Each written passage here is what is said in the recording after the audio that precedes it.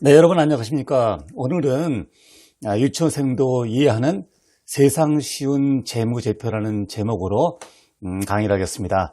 자, 여러분들이 5분만 투자하시면 앞으로 남은 투자가로서의 인생이 아주 편해집니다. 재무제표를 잘 모르시는 분들은 현금 흐름, 도대체 이게 뭐지? 재무제표, 모든 것이 어렵고 진땀이 나겠지만은 거기에서 가장 중요한 것은 제가 맨 끝에 설명드리는 두 가지 항목입니다. 그것만 아시면 할머니, 할아버지도 주식 투자를 아주 쉽고 재미있게 할 수가 있습니다.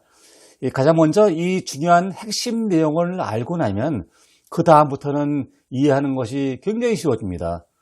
여러분 구구단을 외우고 나면은 그 다음부터는 곱하기, 나누기, 미분, 적분 더 어려운 수학 문제로 가듯이 재무제표에서 중요한 항목은 몇 가지 되지 않습니다. 자, 오늘은 그거에 대해서 아주 간단하게 설명을 드려서 여러분들의 인생이 편해지도록 해드리겠습니다. 자, 재무제표의 설명을 드리기 전에 먼저 투자를 하는 데 있어서 기업에 대한 핵심 내용을 파악하는 데 있어서 가장 중요한 것은 바로 기업의 공시입니다. 공시는 거짓말을 할 수가 없고 공시 내용에는 우리가 잘 알지 못하는 아주 핵심 내용이 자세히 들어있기 때문에 그 공시를 안다는 것은 그 기업에 대한 내용을 70%는 파악하는 것이다 라고 말씀드릴 수가 있겠습니다. 그럼 그 나머지 뉴스, 그 다음에 애널리스트 리포트, 회사에서 주최하는 IR 활동, 그리고 여러분들이 가서 방문해서 듣는 기업 방문, 또 한간에 떠드는 소문, 이런 것들은 공시에 비해서는 그 중요도가 반 이하로 낮다고 볼 수가 있겠습니다. 참고로 공시에는 모든 진실이 담겨 있지만 특히 기업들이 발표하는 언론에 대한 뉴스, 홍보는 되게 거짓말이거나 과장을 하는 경우가 많습니다. 반대로 나쁜 소문은 대개 맞습니다. 그런 내용을 아시면은 여러분들이 중시해야 될 것은 바로 이 공시다. 그리고 이 공시의 반은 사업보고서다. 사업보고서의 반은 재무제표입니다. 그 재무제표를 여러분들이 파악하시게 되면 이 투자에 대한 내용은 반 이상은 따고 들어갔다라고 이렇게 말씀드릴 수가 있겠습니다. 자, 그럼 재무제표는 무엇이 있느냐? 통상 세 가지 중요한 표가 있습니다. 일정 시점에 재산 상태를 알려주는 재무상태표, 그리고 일정 기간의 영업 능력을 보여주는 손익계산서가 있고 현금의 유출입을 보여주는 현금 흐림표가 있습니다. 이 세 표가 모두 다 중요하다고 볼 수는 있는데 저는 여기에서 현금 흐름표는 과감하게 빼겠습니다. 자, 이런 것은 애널리스트나 회계사에게 맡겨두시고 투자가 여러분들은 시간 절약을 위해서 일단 재무상태표와 손익계산서만 보는 법을 알려드리겠습니다. 자, 애널리스트나 회계사들은 왜 이런 재무제표를 아주 자세하게 볼 수가 밖에 없는지 그 이유는 바로 보고서를 작성하는 이들은 이 보고서에 대한 민형사상 책임을 지기 때문에 그렇습니다. 다시 말하면 그 보고서에 나오는 투자, 결정에 대한 내용이 항상 맞아서 그런 것이 아니라 거기에서 투자의 결정을 하는 의견의 기본이 되는 그 재무제표에 대한 분석에 혹시 잘못이 있거나 어떤 의도적인 실수가 있다고 그러면은 투자가로부터 그리고 검찰로부터 민형사상 책임을 질 수 있기 때문에 약간은 보수적인 차원에서 모든 내용을 다 책임지고 봐야 하는 그런 위치에 있기 때문에 그렇습니다. 이와 반대로 일반 투자가들은 그렇게 많은 시간을 투자하기에는 너무나 시간이 아깝습니다. 결국 자기의 판단에 의해서 이 종목에 대한, 이 기업에 대한 상태를 자기가 파악을 해야 되기 때문에 거기에는 굉장히 빠른 시간과 노력에 허비를 하지 않는 그런 자세가 굉장히 중요하다고 보겠습니다. 그렇지 않으면 여러분들은 시간의 낭비를 하는 거기 때문에 불필요한 것은 모두 애널리스트나 회계사에게 맡기시는 것이 좋겠습니다. 자, 여러분의 이해를 돕기 위해서 개인의 재무제표를 간단하게 만들어 봤습니다. 자, 위에 있는 것이 재무상태표이고 밑에 있는 것이 손익계산서입니다. 여러분은 아파트가 한 채 10억짜리가 있고 은행에서 빚을 2억 냈다고 치면 여러분의 순재산은 4억이 되겠습니다. 간단하죠? 또 한 해에 수입이 3억인데 총 쓴 비용이 2억이었다. 그러면 결국 1억이 남아서 1억을 저축할 수가 있겠죠. 그럼 이 사람의 재산은 재무제표에도 반영이 돼서 결국 재산은 5억이 될 텐데 여기서는 간단하게 하기 위해서 자, 이렇게 포함시키지 않은 표만 만들어 보여드렸습니다. 자, 그럼 이것이 기업에게 적용이 되면은 이렇게 표가 됩니다. 자산 100억인 회사가 부채가 60억이라면 순자산은 40억입니다. 자, 이 회사가 한 해에 30억의 매출을 올렸는데 비용을 20억을 썼다면 영업이익은 10억이 되겠죠. 자, 이것이 재무제표의 핵심입니다. 회사의 재무제표는 재무상태표에서 자산, 부채, 순자산 혹은 자기자본 그리고 손익계산서에서는 매출, 비용, 영업이익. 그런데 가만히 보시면 자산에서 부채를 뺀 것이 순자산이기 때문에 부채를 빼도 표를 보는 데는 아무 이상이 없습니다. 자, 아래 표에도 총 매출에서 총 비용을 뺀 것이 영업이익이기 때문에 이 비용을 빼도 표를 보는 데는 아무런 지장이 없겠죠. 그래서 가운데 있는 부채와 비용을 빼면 자산과 순자산 그리고 매출과 영업이익만 알면 재무제표를 파악하는데 8분능선은 넘었다 라고 볼 수가 있겠습니다. 자, 그런데 중요한 것이 있습니다.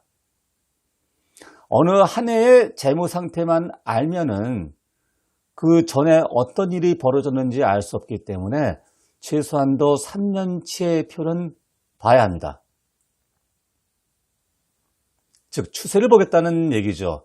그 추세를 모르면 어느 한 해에 갑자기 순자산이나 영업이익이 늘거나 줄었다면은 혹시 왜곡된 정보를 얻을 수 있기 때문에 항상 최소한 3년치의 재무제표를 보는 것을 습관으로 하셔야 합니다.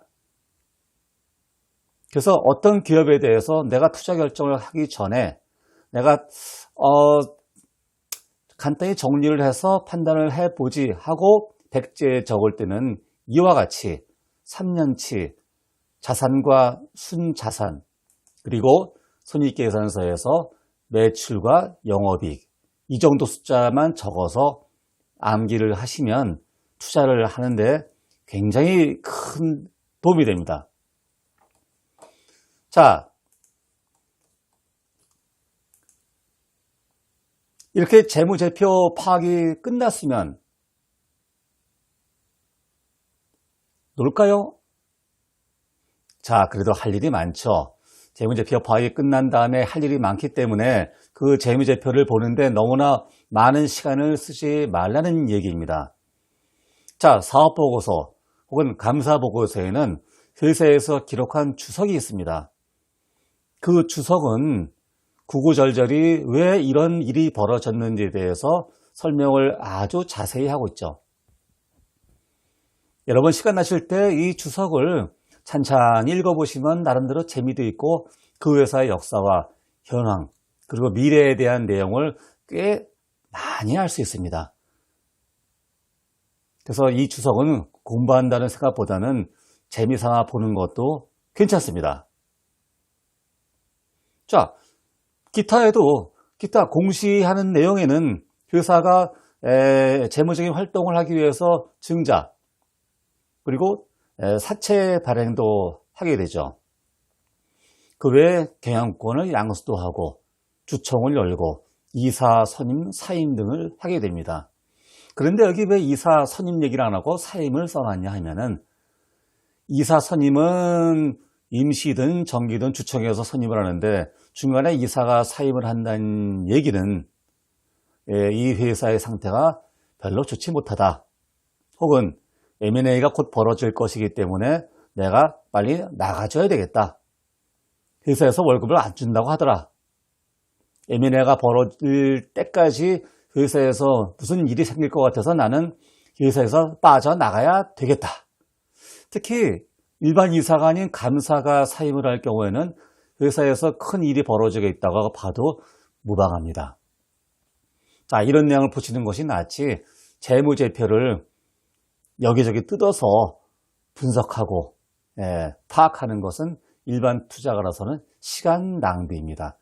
그런 시간 동안엔 회사 IR에 참가하시고 기업 탐방을 하고 또 회사에 전화 걸으면은 IR 담당자가 요즘에는 아주 자세히 친절하게 알려줍니다.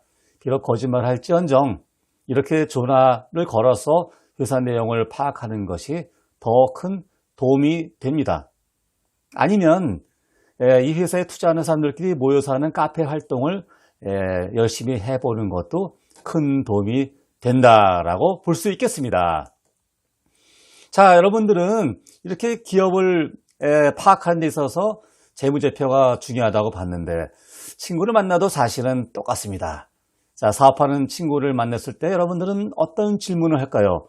그 친구의 사업이 잘 되는지 알아볼 때는 이렇게 질문하면 됩니다. 아이 친구야, 요즘 사업은 어때? 간단한 한 문장이지만 이 문장에 대한 답에는 그 친구의 사업에 대한 모든 내용이 담겨져 있을 수밖에 없습니다.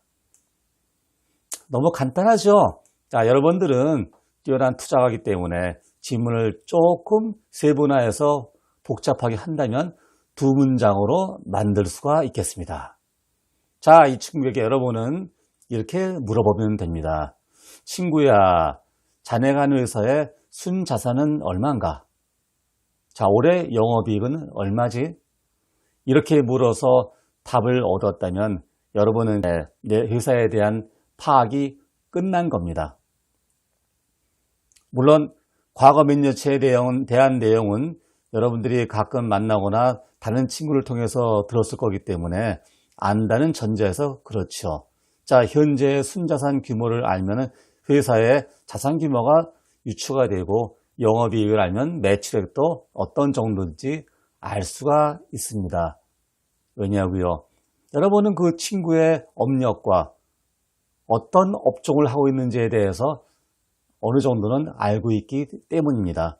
그래서 핵심적인 몇 가지 숫자만 알면 그 회사에 대한 전체적인 파악을 하는 데는 그렇게 어렵지 않습니다. 자, 이 두 숫자가 왜 그렇게 중요하냐면은 자, 여기에다가 네이버 금융을 치면 나와 있는 주가 그리고 발행 주식수만 알게 되면 여러분들이 익히 들어 잘 알고 있는 주가 수익 비율 PER이죠. 그 다음 PBR이라고 하는 주가 순자산 비율을 바로 계산할 수가 있습니다. 물론 보통은 영업이익이 아닌 순이익으로 하지만 영업이익으로 계산해도 사실 무방합니다. 그리고 PBR을 PER로 나눌 경우에는 자기 자본 이익률이라고 하는 ROE도 구할 수가 있습니다. 그래서 이 작은 두 개의 항목이 여러분들의 투자 판단에 굉장히 중요한 역할을 하고 있다는 것을 말씀드리겠습니다. 자, 이런 숫자를 외우는 데는 요령이 있습니다. 최대한 간단하게 암기를 하는 겁니다. 예를 들어서 억 단위로 암기를 하되 숫자는 웬만하면 절사를 시키는 겁니다. 394억 6천만 원이다. 390억 또 380억이라고 외워도 큰 문제는 없습니다. 다만 추세를 아는 것은 필요합니다. 여러분들이 숫자를 세밀히 알려고 하다가 추세도 모르고 어느 정도 규모인지를 모르는 것보다는 대략 370, 80억 정도인데 최근에 이익 규모가 좀 오르고 있는 추세다. 이것이 더 중요합니다. 그리고 투자를 하기 직전에는 온기뿐이 아니라 분기나 반기 보고서도 나와 있다면 꼭 참조를 해서 최근에 어떤 특별한 추세의 반전이 있는지 참고해 보시는 것도 좋겠습니다. 또 이 그래프는 최종 투자를 집행하기 전에 한번 참고로 보시는 것은 추천해 드릴 만합니다. 물론 최근에 급락을 했거나 급등을 했거나 그래도 그 가격에 대비해서 주가가 싸고 비싸기 때문에 어떤 결정을 하시겠지만은 이 그래프를 보는 것은 여러분들에게 상당히 큰 도움이 될 수 있다. 이렇게 말씀드릴 수가 있겠습니다. 자, 그래서 결론적으로 이 재무제표의 핵심은 모두에 말씀드린 대로 딱 두 가지입니다. 재무상태표의 순자산, 그리고 손익계산서의 영업이익이 되겠습니다. 이 두 가지만 알고 정확한 내용만 파악하신다면 여러분들의 투자 인생에서 재무제표에 관한 한 아주 편안히 투자 인생을 보낼 수 있게 됩니다. 감사합니다.